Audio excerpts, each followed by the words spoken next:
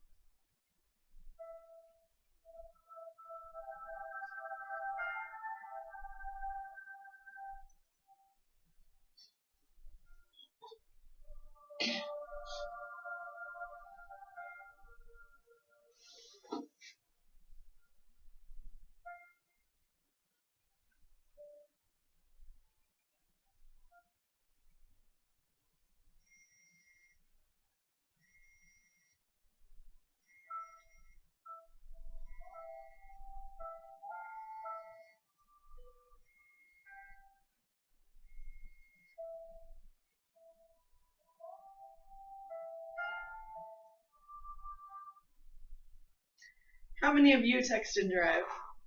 Be honest. It's okay to be honest. Not texting and driving should be common sense, but since 50% of us text and drive, I decided to do some research and find out just how dangerous it is. And according to FCC.gov, texting and driving is the most dangerous thing you can do in your car. Pay careful attention as I tell you why it is just so dangerous and what we can do to help stop this epidemic.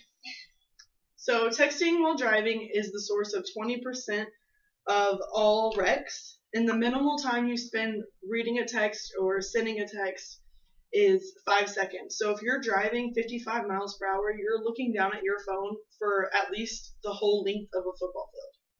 So for 100 yards, you're not looking at the road.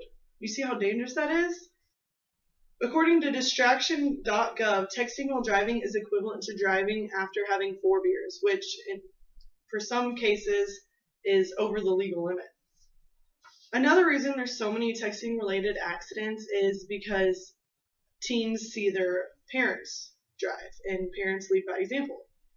Have any of y'all heard that new commercial on the radio, and it's like Bad Parents Anonymous, and they're in this meeting and they keep getting distracted by their phones? Well, this commercial showcases that teens do notice when you're texting or on the phone or checking your email or doing anything while you're driving.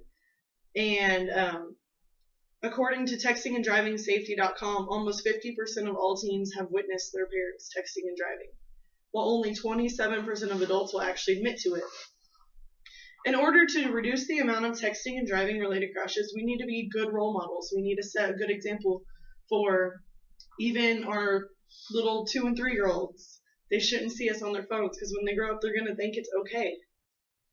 There's no reason that 11 teens should be dying every day from texting and driving. So is there anything that we can do to help stop this? Of course there is. I have this contract right here.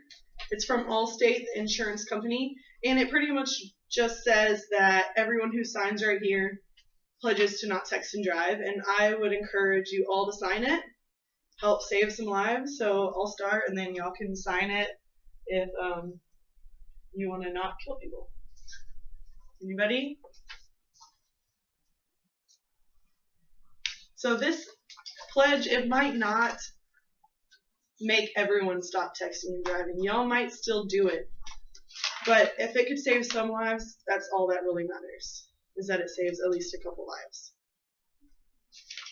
So besides signing this pledge right here, I believe that there needs to be some laws in effect. Currently, only 8 states don't have any laws regarding texting and driving. And in Texas, the only laws there are pertain to bus drivers and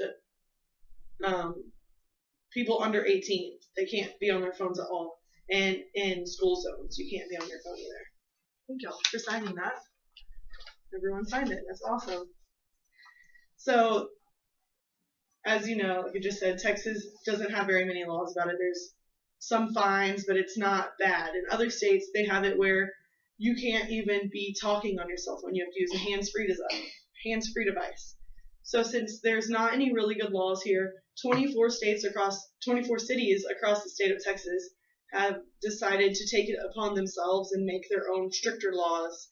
And some of these are Seguin, and most of Bexar County over by San Antonio, they have a lot of strict laws. So if you're by San Antonio, careful, which y'all shouldn't be texting and driving because you signed this pact.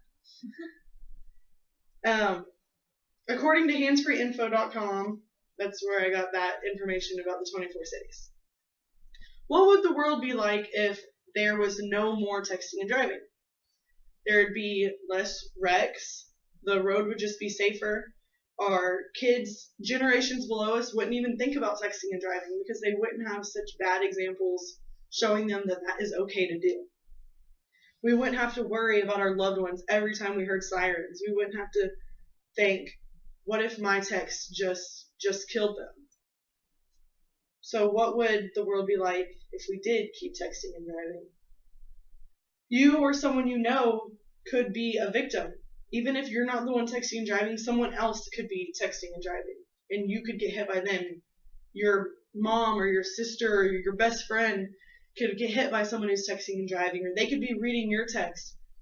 And how would you feel then? How would you feel if the reason that someone died was because you were texting them, even though you knew that they were in the car? 4,000 people died last year because of texting and driving, and that number, it's only going up. So texting and driving has to stop now. You too can help stop this deadly phenomenon. Keep in mind this pact. When y'all leave here and you're headed home, remember that you signed this and you pledged to not text and drive. Does anyone have any questions? When was the last time you texted and drove? I'd like to not talk about that. Coming here. But it's going to stop now, right? Yes, it's going to stop now. I don't want anyone to die because of me. Any other questions? Thank you.